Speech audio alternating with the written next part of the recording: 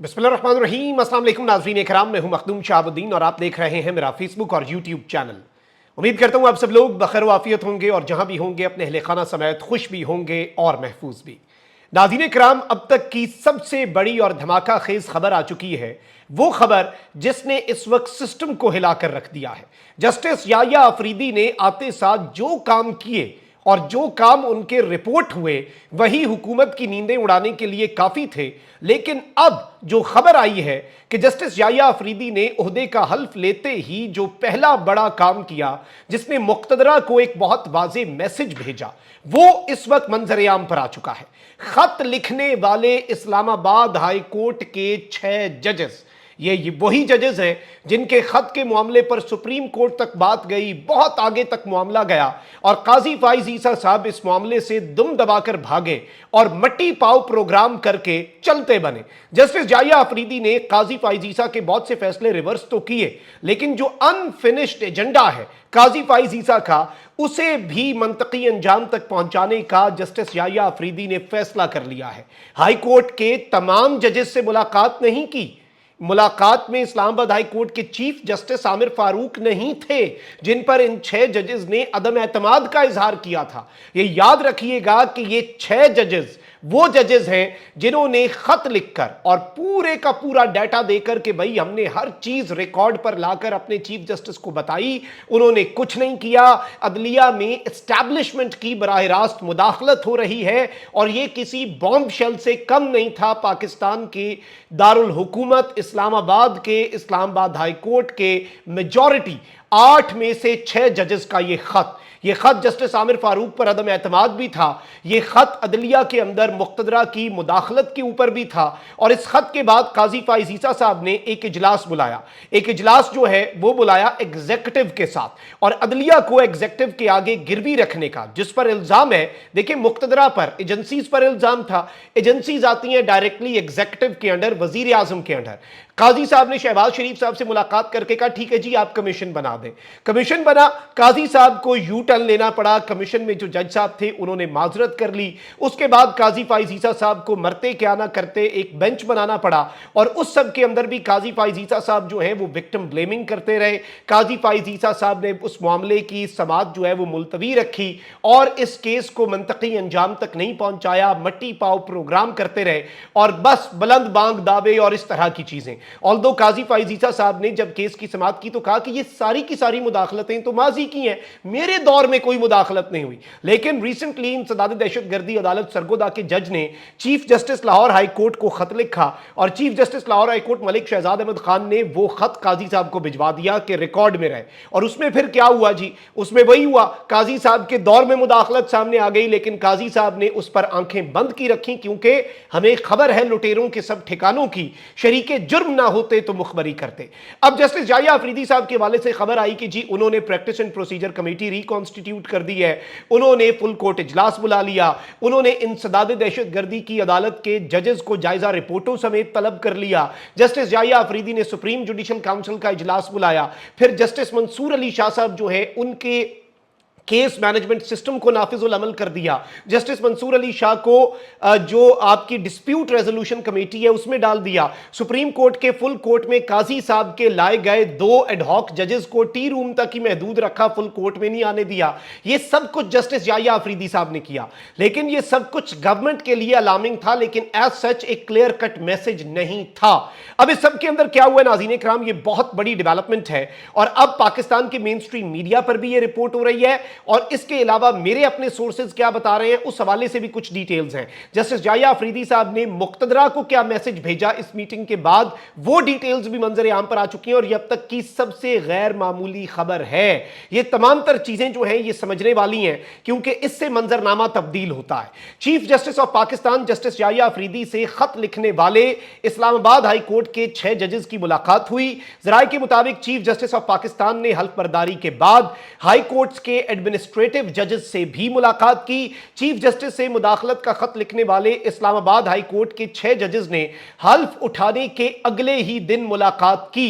याद रखिएगा काजी फाइज ईसा साहब का आखिरी दिन जुमे का दिन था, यौम निजात था। हफ्ते के दिन जस्टिस याह्या अफरीदी साहब ने अपने ओहदे का हल्फ उठाया और सोमवार के दिन जस्टिस जाहिया अफरीदी साहब जो हैं उन्होंने फुल कोर्ट इजलास बुलाया। अदालती हफ्ते का आगाज हुआ।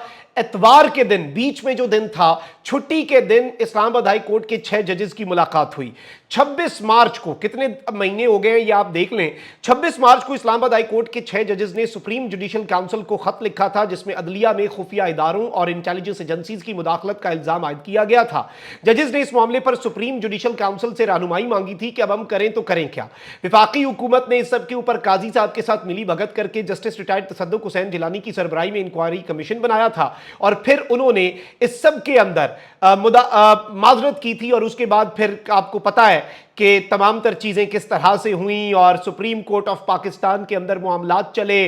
काजी फाइज ईसा साहब ने मिट्टी पाई इस सारे प्रोग्राम के ऊपर और इस सारे के सारे मामले में मैं आपको ये बता दूं कि काजी फाइज ईसा साहब जो है वो इस मामले की समाअत मुलतवी करके चलते बने, गायब हो गए, सज्जे खब्बे हो गए और सिर्फ जो जस्टिस मंसूर अली शाह साहब ने बात लिखी थी कि लाइक एन ऑस्ट्रिच, एक शुतुरमुर्ग की तरह जो जमीन में अपना सर जो है वो धंसा कर समझता है कि कुछ और नहीं हुआ, काजी फाइज ईसा साहब ये समझते रहे कि सब अच्छा है।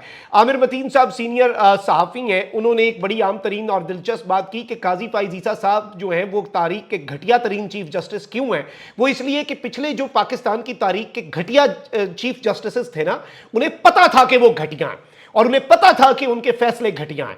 लेकिन आमिर मतीन साहब ने यह लिखा कि काजी फाइज ईसा साहब खुद को शायद धोखा देते रहे और वो बहुत बड़े अपने आप को पता नहीं कौन सा इनकलाबी समझना शुरू हो चुके थे और यही काजी फाइज ईसा साहब का मसला था। लेकिन यहां पर जो खबर है वो ये है कि जस्टिस जाहिया अफरीदी साहब, और आपको लगता है कि यह पैगाम नहीं गया होगा, 6 जजेस जो हैं उन्हें यह यकीन दहानी कराई चीफ जस्टिस ऑफ पाकिस्तान ने कि now when I am here कोई मुदाखलत नहीं होगी। और इस सब के अंदर एक खबर यह भी है, कुछ सोर्सेज ये भी बता रहे हैं कि इस तबाहकुन और बहुत बड़ी मुलाकात के बाद जस्टिस जाहिया अफरीदी साहब जो हैं उन्होंने एक बहुत वाज़े और क्लियर कट मैसेज जो है वो अक्रॉस द बोर्ड भेजा।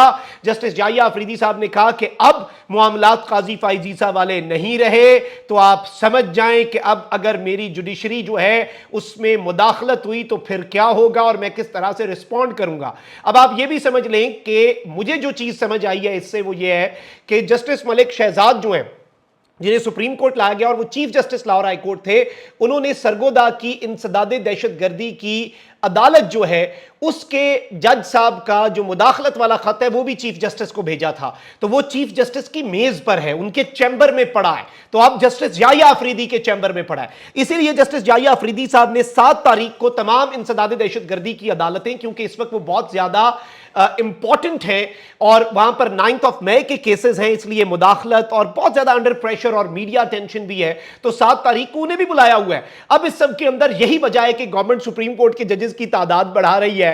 Government practice and procedure committee में फिर से तरमीम करके 5 जजेस पर उसे मुश्तमिल करने का मंसूबा बना रही है। गवर्नमेंट जो है उसने इंसदादे दहशतगर्दी एक्ट जो 1997 का है उसमें तरमीम की है कि जी अब इस एक्ट के तहत 3 महीने नहीं 6 महीने तक बंदा अंदर रख सकते हैं। ये सब कुछ हुकूमत क्यों कर रही है? ये clear cut message justice Yahya Afridi sahab को है। और इस सब के अंदर चूंकि हुकूमत को ये पहले ही पता लग चुका था, खबर ये अब बाहर आई है। ये खबर कितने दिन बाद? आप कहें कि 5-6 दिन बाद, जुम्मे की शाम को ये खबर जो है रात को आई है और ये मुलाकात जो है ये इतवार को हुई है। तो आप कह लें कि 5 दिनों के बाद ये खबर मंजर आम पर आई। लेकिन इससे एक चीज वाज़े हो गई है कि इस्लामाबाद के जो एडमिनिस्ट्रेटिव जजेस हैं उनके हवाले से भी मुलाकात होना और ये 6 जजेस की मुलाकात, और ये 6 जजेस का खत मैं पूरा रिपीट आपके सामने क्या करूं, पूरी कौम जानती है, उसमें डायरेक्टली इंटेलिजेंस एजेंसीज और उसमें डायरेक्टली खुफिया इदारों के अहलकार। और इसके बाद आपको यह याद होना चाहिए कि इस्लामाबाद हाई कोर्ट ने एक फुल कोर्ट इजलास भी बुलाया था